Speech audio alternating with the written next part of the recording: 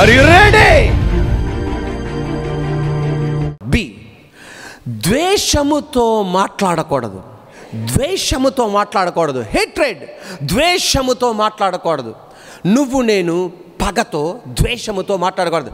నాకు చేశాడు, ఆడికి కూడా అలాగే జరగాల, వాళ్ళ పిల్లలకి అలా జరగాల. చూసావా, మా అబ్బాయి పెళ్లి జరిగింది, వాళ్ళ అబ్బాయి జరగదు. ఎందుకు జరిగిద్దండి? జరుగుతుంది అనకూడదు. చూసావా, మా అబ్బాయికి ఉద్యోగం వచ్చింది, వాళ్ళ అబ్బాయికి జరగదు. ఎందుకు వస్తుంది? రాదే. నేను బైక్ కొన్నాను, ఆడు బైక్ కొనలేడు, ఎందుకంటాడు? కొనలేడు అని ద్వేషపు మాటలతో మాట్లాడకూడదు. ఆయనే గనక ఆయన కోపం నిమిషం మాత్రమే ఉండును, ఆయన దయ ఆయుష్కాలమంతా ఉండును. ఒక్క క్షణం. నువ్వంత పవిత్రుడువా? నువ్వంత పవిత్రురాలువా? ప్రసంగం చేస్తానా నేను అంత పవిత్రునా? కాదు.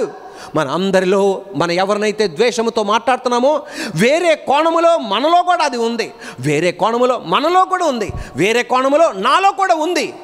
కానీ మనం ద్వేషముతో మాట్లాడకూడదు.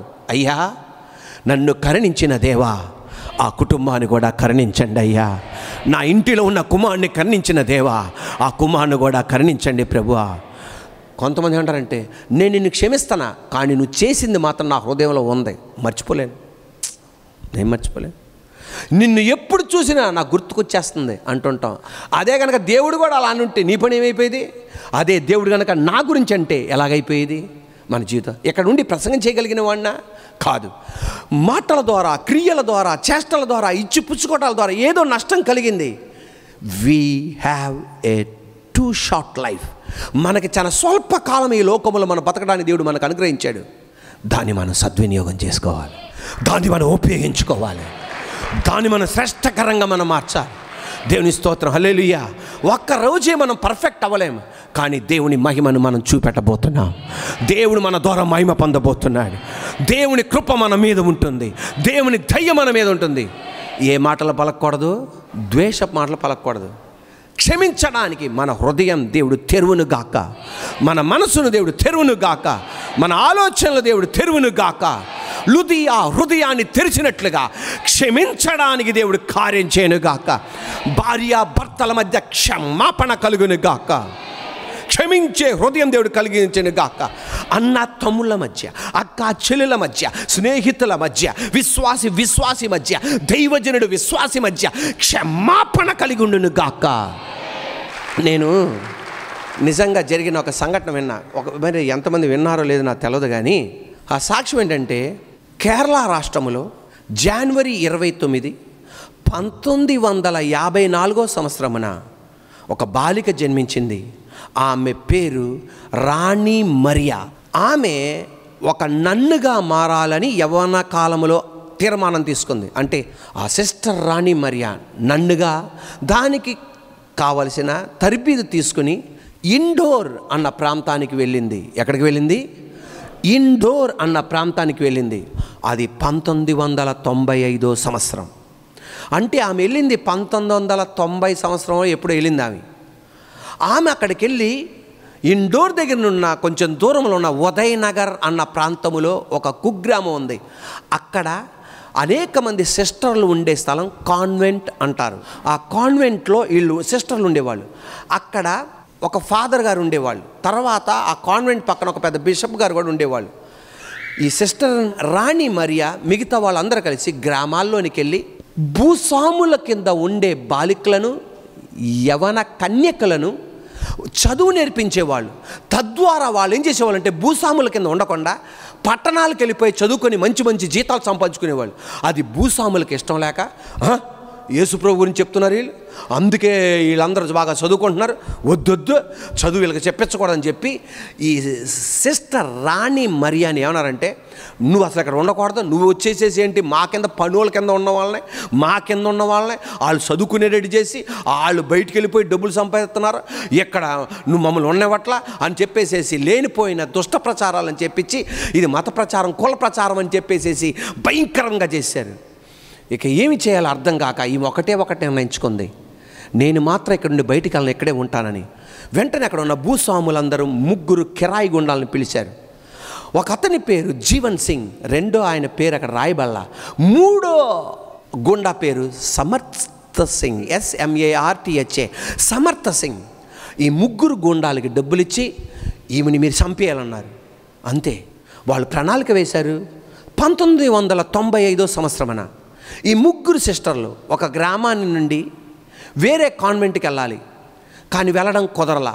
అంటే వేరే కాన్వెంట్ అంటే సిస్టర్లు ఉండే ఆ స్థలాన్ని ఏమంటారు? కాన్వెంట్ అంటారు. అందువలన ఏం చేశారంటే ఈ ముగ్గురు సిస్టర్లు ఏమనుకున్నారంటే, అక్కడ ఉన్న బిషప్ గారు అన్నాడు, ముగ్గురు వెళ్ళటానికి వీలేదు, ఎవరన్నా ఒకళ్ళు వెళ్ళండి ఆ కాన్వెంట్కి అన్నారు. అనగానే సిస్టర్ రాణి మరి అంది, నేను అటు వెళ్తానండి, ఆ గ్రామానికి వెళ్తానండి అన్నారు. అనగానే బస్సు ఎక్కించడానికి ఆ గ్రామం నుండి ఎప్పుడు పడితే అప్పుడు బస్సులు సాయంత్రం పూట ఉదయం పూటే ఉంటుంది. సాయంత్రం 5 గంటల బస్సు ఉంటుంది. ఆ బస్సు దగ్గరికి వెళ్ళారు. ఎలాగానే ఆ బస్ స్టాప్లో ఉన్న వాళ్ళు ఏమన్నారంటే, సిస్టర్ గారు ఈ రోజున మనకి బస్సు క్యాన్సిల్ అయిపోయింది, ఇక రేపు పొద్దున్నే. సరే, నా ముగ్గురు సిస్టర్లు కాన్వెంట్కి వెళ్ళగానే 1 గంట తర్వాత వాళ్ళకి కబురు అందించారు. అప్పుడు అంత ఫోన్ సౌకర్యం ఏమీ లేదు, ఆ బస్సు వస్తుందని. అందువలన ఆ ముగ్గురు సిస్టర్లు ఒక్క సిస్టర్ అయిన రాణి మరి అని బస్సు ఎక్కించడానికి ఆ బస్ స్టాప్లో నుంచున్నారు. అది ప్రణాళిక ప్రకారం చేశారు, మరి దేవునికి వాళ్ళకే తెలవాలి. బస్ స్టాప్లో వాళ్ళు నుంచోగానే బస్సు వచ్చింది. ఈ సిస్టర్ రాణి మరియా ఆమె సూట్ కేసు పట్టుకొని బస్సు ఎక్కింది. ఆ బస్ స్టేషన్ నుండి, ఆ బస్ స్టాప్ నుండి మరొక గ్రామానికి వెళ్తుండగా మార్గ మధ్యలోనే ఆ ముగ్గురు దుండగలు బస్సులో ఉన్నారు. ఉండి ఆ సమర్థ సింగ్ ఈ సిస్టర్ని ఏడిపించడం ప్రారంభించాడు.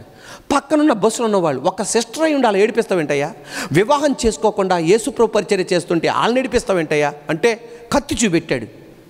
బస్సులో ఉన్న వాళ్ళు కత్తి చూపెట్టగానే డ్రైవర్తో అన్నాడు, నువ్వు ఆపొద్దని. సిస్టర్ రాణి మరి అని బస్సు సీట్లో నుండి వెనకాల సీట్లోనికి తీసుకెళ్ళి 40 సార్లు పొడిచాడు. మరణించింది. డెడ్ బాడీ అక్కడ నుండి కిందకి పడేశారు. కిందకి పడేసిన కసి తగ్గక మరలా పొడి చేశాడంట. కింద 40 సార్లు పొడి చేశాడు. పొడి చేసి బస్సు పోనేమన్నాడు. ఈ డెడ్ బాడీని అక్కడ ఉన్న గ్రామస్తులందరూ ఇక్కడ ఉన్న వాళ్ళకి తెలియపరచగా సమాధి కార్యక్రమం అయిపోయింది. ఈ విషయం కేరళ రాష్ట్రములో ఉన్న వాళ్ళ చెల్లైన సెల్మి, వృద్ధాప్యములో ఉన్న అమ్మా నాన్నకి, యవనస్తులైన వాళ్ళ అన్నయ్యకి తెలిసింది. తెలవగానే వాళ్ళందరూ ముక్త కంఠముతో అన్న మాట ఏంటి తెలుసా? ఆ సెల్మి అన్న చెల్లి, వృద్ధాప్యములో ఉన్న అమ్మా నాన్న అన్నమాట, సిస్టర్ రాణి మరి అన్నయ్య అన్నమాట, సెల్మి అన్న చెల్లి అన్నమాట, మా అక్కను చంపిన సమర్థ సింగ్ని క్షమించండి. ఏమండి, ఎలాగా క్షమించు అని చెప్పగలరండి వాళ్ళు? ఎలా క్షమించగలరని చెప్పగలరండి? ఎవడన్నా నీకు ఒక మాట అంటేనే మనం క్షమించలేం, ఎవరన్నా ఒక ఉత్తరం రాస్తేనే మనం క్షమించలేం. అలాంటి హృదయం నాది, మనందరిది. ఎలా క్షమించారండి? ఈమె సిస్టర్ రాణి మరి వాళ్ళ చెల్లి ఇండోర్కి వెళ్ళి ప్రభుత్వ అధికారం ద్వారా ఆయన ఉండే సెల్ దగ్గరికి వెళ్ళింది. ఎవరి దగ్గర? సమర్థ సింగ్ ఉండే జైలు దగ్గరికి వెళ్ళి ఆయన చేయి తీసుకొని ముద్దు పెట్టింది. నా అక్కను చంపిన అదే చెయ్యిని ముద్దు పెట్టి ఆమె ఒకే ఒక మాట అంది, నువ్వు నా సొంత అన్నయ్యవి. ఆ మాటకి తట్టుకోలేక కింద పడి ఆ సెల్లో నుండి 2 చేతులు చాపి కాళ్ళ మీద పడి ఏడ్చాడు. ఇలాంటి అక్కనా నేను చంపింది? ఆ నాయకులు దుర్మార్గులు మమ్మల్ని మతం మార్చేస్తున్నారు, కులం మార్చేస్తున్నారు అని వాళ్ళ స్వప్రయోజనం కోసం ఆ బతుకులతో ఆడుకున్నారు అని క్షమించు. ఏం క్షమాపణ? వాళ్ళ అమ్మ, వృద్ధాప్యంలో ఉన్న అమ్మ నాన్న, వాళ్ళ అన్నయ్య, వాళ్ళ చెల్లి క్షమాభిక్ష పెట్టమని లాయర్తో మాట్లాడి, జడ్జితో మాట్లాడి, ఎంతో ఖర్చు పెట్టి అతనికి క్షమాభిక్షను తీసుకొచ్చి సమర్థ సింగ్ జీవిత ఖైదీగా ఉండాలి. కానీ జైల్లో నుండి బయటకు వచ్చాడు. జైల్లో నుండి బయటికి రాగానే ఆ వృద్ధాప్యంలో ఉన్న అమ్మ నాన్న అన్నమాట ఏంటి తెలుసా? నా కూతుర్ని పొడిచిన సమర్థ సింగ్ని నేను చూడాలి అనగానే సమర్థ సింగ్ని ప్రభుత్వ కొంతమంది అధికారులతో వాళ్ళ ఇంటికి తీసుకొచ్చారు.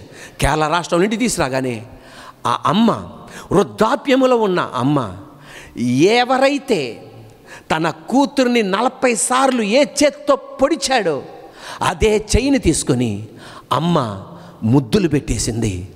నువ్వు నా సొంత కుమారుడివి. లోపలికి తీసుకెళ్ళింది. సిస్టర్ రాణి మరియా ఏ బెడ్రూములో అయితే పడుకుంటుందో, ఏ బెడ్రూమ్లో అయితే ఉంటుందో అదే బెడ్రూములో కూర్చోపెట్టింది తల్లి. ఆ సమర్థ సింగ్ని కూర్చోబెట్టి ప్రేమతో మాట్లాడి డైనింగ్ టేబుల్లో ఆ పాప కూర్చునే కుర్చీ ఉంటుందంట, అదే కుర్చీలో కూర్చోబెట్టి అమ్మ పక్కన కూర్చోబెట్టి అద్భుతమైన విందునిచ్చింది. తిరిగి వెళ్తుండగా చేతులు ఊపింది. ఆయన ఆ ప్రేమను చూచి, ఆ క్షమాపణ చూచి, ఇది యేసయ్య వలన తప్ప మరి ఎవరి వలన జరగనది. ఆయన సమర్థ సింగ్ ఏ స్పాట్లో అయితే ఆమెని బస్సు నుండి గురించి రాసిపెట్టాడు. ఆయన వాళ్ళ ఇంటికి వెళ్తుండగా అమ్మ ప్రేమతో స్వీకరించి అతన్ని లోపలికి తీసుకెళ్తుంది. అమ్మ సిస్టర్ రాణి మరి వాళ్ళ అమ్మ పొడిచిన నాకు రౌడీ హంతకుడు అని నోట్ల నుండి వస్తుంది.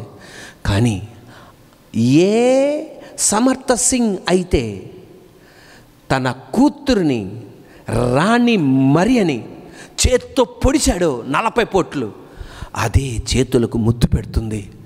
అసలు నేను ఏడవలేకుండా ఉండలేకపోయాను. అది పొడిచింది, ముద్దు పెడుతుంది.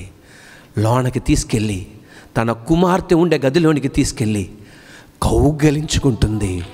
నువ్వు నా కుమారుడివి, నా కూతురు మరణించింది, నువ్వు నా కుమారుడివి.